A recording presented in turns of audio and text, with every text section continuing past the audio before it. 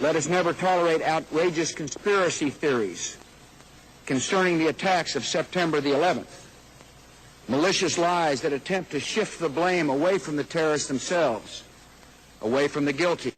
Something about maniacs messing with good men that always piss me off.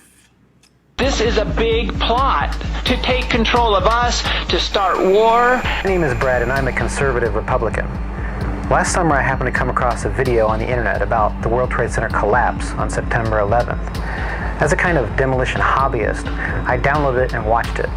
The title was Painful Deceptions by a guy called Eric Hufschmidt. The video made me angry. I was determined to prove the maker of this video wrong. I purchased DVDs about 9/11, and after watching them carefully and researching thousands of websites and archives on the internet, I realized that the official story, not Eric Hufschmidt's Painful Deceptions, was unprovable, unsubstantiated, absolutely wrong. What you're about to see is information you should already know. Our news reporters, government, and media should have made all this material available to every one of us. Recently, 6 of the 10 9/11 commissioners have stated publicly that the 9/11 Commission was hogwashed, that it was set up to fail, and it was a whitewash. 9 scientists that were given debris from the World Trade Centers have found evidence of nanothermite, a high-grade military explosive. Okay, Mandate, thank you. We're going to leave it there because we know where you're going.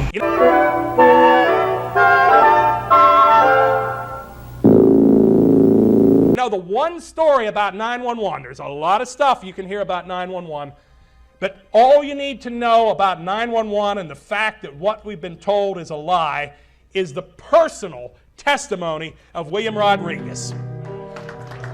Absolutely. I've heard all the stories. I've been on all the websites. I've read the books. I've seen the videos. I'm here to tell you his personal testimony, his singular experience,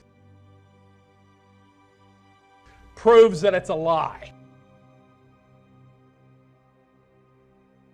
Our office was on the B1 level. As I was talking to a supervisor at 8:46, and all of a sudden we hear, boom! An explosion so hard that pushed us upwards. And it came from the basement between the B2 level and the B3 level. And when I went to verbalize, we hear the impact of the plane on the top. 2 different events. That was the plane on the top. There was an explosion prior the plane hitting the building. A person comes running into the office saying, explosion, explosion, explosion. His hands extended, and all the skin pulled from under his armpits on both arms, hanging on the top of the fingertips. Imagine you take off a glove and you let it hanging. And I didn't know what it was. It was his skin. And when I said, what happened? He was in a shock. And what appeared to be a red shirt, then we realized as he got closer is that he was drenched in blood. This guy was burned 33% of his body, 33%. And as he got closer and everybody realized that, horror, everybody screaming, oh my God, oh my God, oh my God. And as he got closer, we realized all this part of his face was hanging. And I say, don't move, because I was going to go inside the office to pick up the phone to call the emergency medical unit that was located on the South Tower. The North Tower and the South Tower connected through the basement. There was like a big loop, but they connected through the basement. And they were very efficient to get there.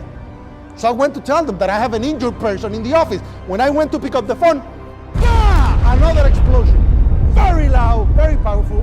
The floor started moving below us, and everybody started running to the door frames because they thought it was an earthquake. And they're all piling up by the door frames, all of them.